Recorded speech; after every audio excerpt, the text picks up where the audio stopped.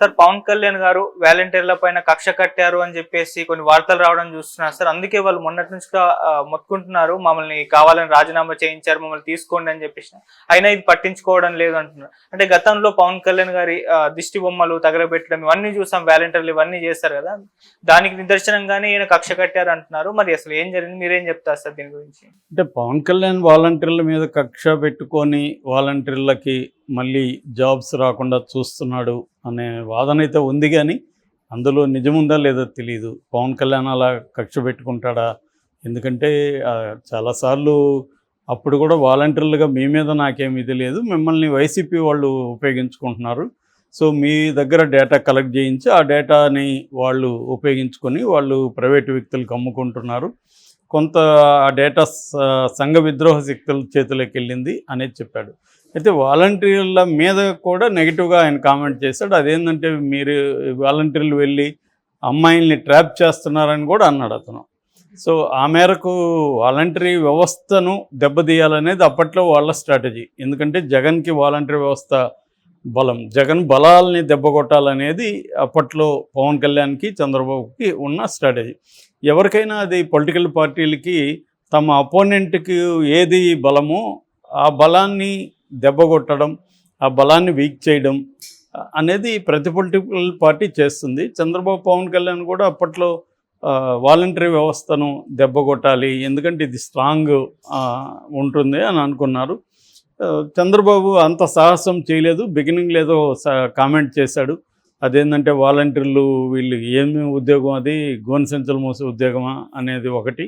రెండోది వీళ్ళు మగవాళ్ళు లేని టైంలో పోయి తలుపులు తడతారు అనే డెరిగేటివ్ కామెంటు చేశాడు. దాని తర్వాత పవన్ కళ్యాణ్ ఫుల్ స్థాయిలో రెచ్చిపోయి వాలంటీర్లకి యాంటీగా కామెంట్లు చేశారు. రాష్ట్ర వ్యాప్తంగా వాలంటీర్లు జనసేనకు వ్యతిరేకంగా, పవన్ కళ్యాణ్కి వ్యతిరేకంగా నిరసనలకు దిగారు. పవన్ కళ్యాణ్ దిష్టి బొమ్మను దగ్ధం చేశారు. పవన్ కళ్యాణ్ మీద హైకోర్టులో కూడా కేసులు వేశారు. కాబట్టి జనరల్గా పవన్ కళ్యాణ్ నేచర్ తెలిసిన వాళ్ళు ఏంటంటే కక్ష పెట్టుకుంటాడు పవన్ కళ్యాణ్ ఇలాంటి విషయాల్లో. సో కాబట్టి కక్ష పెట్టుకొని ఇప్పుడున్న వాలంటీర్లకి ఎవరికి కూడా ఉద్యోగాలు ఇవ్వకూడదు అనేది పవన్ కళ్యాణ్కి ఉంది.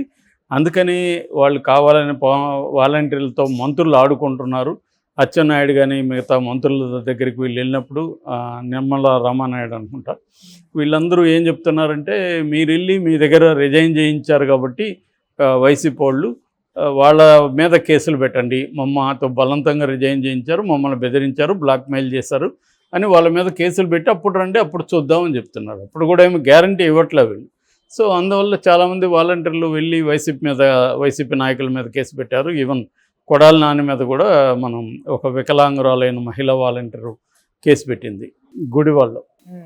అంటే ఇప్పుడు నేను ఆల్రెడీ ఇంతకుముందు చెప్పాను, వాలంటీర్లు అనేవాళ్ళు ఎవరు, వాళ్ళు పాపం నిరుద్యోగం ఉండి ఏదో కొంత చదువుకుంటా వేరే ఏదన్నా చిన్న చిన్న పనులు చేసుకుంటా ఎంతో కొంత 5,000 వచ్చినా కూడా వచ్చినట్టే నెలంతా ఏమీ పని ఉండదు, ఏదో నెలలో 4 రోజులు 3 రోజులు పని ఉంటుంది, మిగతా టైంలో మన పని మనం చేసుకుంటూ వాలంటరీగా ఉంటే మనకు కొంత 5,000 వచ్చినా గ్రామాల్లో హెల్ప్ అవుతుంది. సో అలాగా చేస్తాం. మొన్ననే నేను వేరే ఒక రూరల్ సెంటర్కి వస్తే అక్కడ 6,000 నుంచి 12,000 వరకు శాలరీతో ఆ సెంటర్లో అమ్మాయిలు పనిచేస్తున్నారు. అది ఫుల్ టైం జాబు.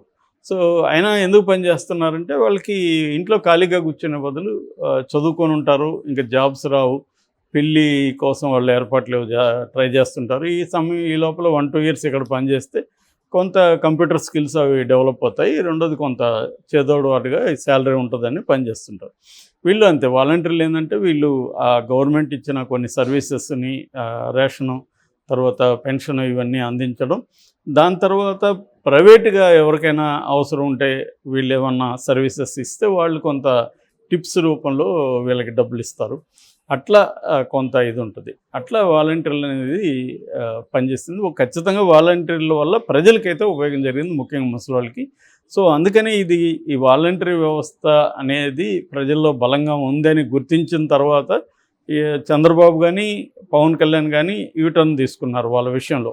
యూటర్న్ తీసుకొని మేము వాలంటీర్లను అనలేదు, మేము కడుపు కొట్టేవాళ్ళం కాదు అని పవన్ కళ్యాణ్ కూడా మాట్లాడాడు.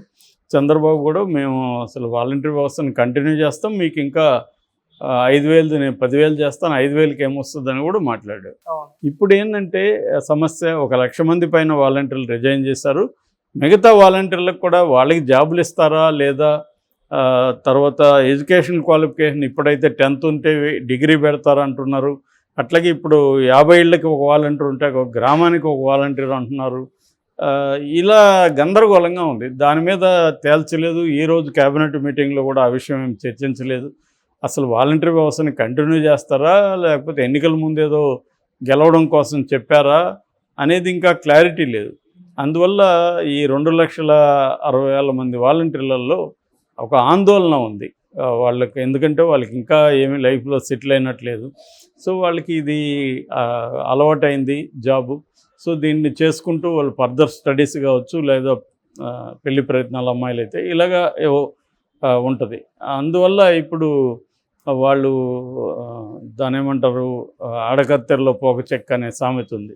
అట్లా వీళ్ళిద్దరి మధ్య వైసీపీ వాళ్ళేమో బెదిరించారో లేకపోతే ప్రలోభ పెట్టారో మొత్తానికి రిజైన్ చేయించారు. ఎందుకంటే దానికి కూడా మళ్ళీ తెలుగుదేశానికి లింక్ ఉంది. ఆ వాలంటరీ వ్యవస్థని డిస్టర్బ్ చేయకుండా తెలుగుదేశంలో వదిలేస్తున్నా ఇది జరిగేది కాదు. వీళ్ళేమో నిమ్మగడ్డ రమేష్ కుమార్ ద్వారా కోర్టులకు వెళ్ళారు. తర్వాత ఎన్నికల కమిషన్ కంప్లైంట్ ఇచ్చారు. వాలంటరీ వ్యవస్థని వాళ్ళు రద్దు చేశారు, అంటే పెండింగ్లో పెట్టేశారు. వీళ్ళు పని చేయకూడదు అని చెప్పి.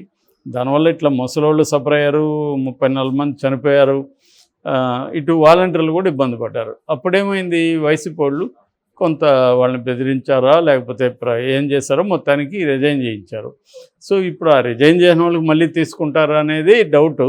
కానీ ఉన్న వాళ్ళని కూడా వాళ్ళేమి అది పర్మనెంట్ కాదు కదా, వాళ్ళని తీసుకోవాలని రూల్ ఏం లేదు. సో అదేంటంటే ఆల్రెడీ అగ్రిమెంట్ కూడా అయిపోయింది వాళ్ళతో, గవర్నమెంట్ చేసుకున్న అగ్రిమెంట్ కూడా. కాబట్టి తెలుగుదేశం వాళ్ళు ఆల్రెడీ కార్యకర్తలకు పెద్ద ఇంపార్టెన్స్ ఇస్తున్నారు కాబట్టి ఖచ్చితంగా దీంట్లో మేజర్గా కార్యకర్తలనే తీసుకుంటారు. ఇందులో కూడా వాలంటీర్లలో ఆల్రెడీ ఎవరున్నా తెలుగుదేశం కార్యకర్తలు కూడా ఉండుంటే వాళ్ళని తీసుకోవచ్చు. ఎందుకంటే 1 lakhే కదా రిజైన్ చేసింది, ఇంకా 1.6 lakh పీపుల్ చేయలేదు కదా. సో మరి వాళ్ళల్లో ఏమన్నా తెలుగుదేశం వాళ్ళు ఉన్నారనుకుంటే తీసుకోవచ్చు. ఏదేమైనా చంద్రబాబు ఇచ్చిన హామీ ఏంటి, మిమ్మల్ని నేను కంటిన్యూ చేస్తానన్నాడు కాబట్టి ఆ హామీని అయితే చంద్రబాబు నిలుపుకోవాల్సిన అవసరం ఉంది. దానికి పవన్ కళ్యాణ్ హెల్ప్ చేయాల్సిన అవసరం ఉంది. కానీ పవన్ కళ్యాణ్ పర్సనల్గా గ్రడ్జ్ అనేది మంచిది కాదు. ఎప్పుడైనా ఒకవేళ ఉందా లేదో నాకు తెలియదు, ఆ ఆరోపణలు అయితే వస్తున్నాయి. ఎందుకంటే ఒకసారి అధికారంలోకి రాకముందు మనం రకరకాలు మాట్లాడతాం, కానీ అధికారం వచ్చిన తర్వాత నువ్వు కొంత భిన్నంగా పరిపాలన ఉండాలి. ఇప్పటి వరకు అయితే పవన్ కళ్యాణ్ చాలా విషయాల్లో ఆ భిన్నత్వం చూపిస్తున్నాడు. జనవాణి కార్యక్రమంలో మొన్న ఒక ఆమె మిస్సింగ్ చైల్డ్, టీనేజ్ చైల్డ్ ఉంటే ఆమె వస్తే సిఐకి ఫోన్ చేయడం కావచ్చు, 24 hours మంగళగిరిలో జనసేన కార్యాలయం పనిచేస్తుంది, ప్రజలు ఏ సమస్యను చెప్పుకోవచ్చు అని చెప్పడం కావచ్చు, రివ్యూలు చేయడం కావచ్చు, ఆయన తీసుకున్న శాఖలు కావచ్చు, ఇవన్నీ కొంచెం డిఫరెంట్గా ఉండడానికి పవన్ కళ్యాణ్ ట్రై చేస్తున్నాడు. At the same time revenge politics చేస్తున్న తెలుగుదేశాన్ని పవన్ కళ్యాణ్ ఎక్కడ కంట్రోల్ చేయలేదు.